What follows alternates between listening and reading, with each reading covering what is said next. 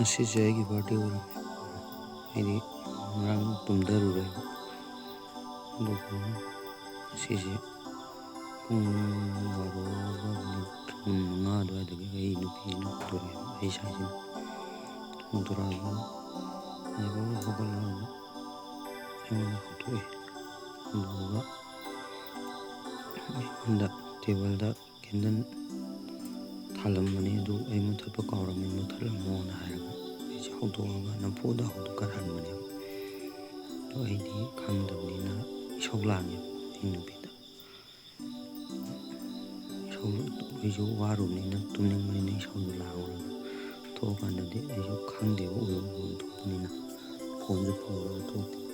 Candle mathaksida makhasida kaino lerami mana saramda cake thambiramani aigi birthday mana aibu kaino nungsige nupisina magi mapuba kaino nungsige habse nansu nupibu luna tawbiyo. Thank you, my wife.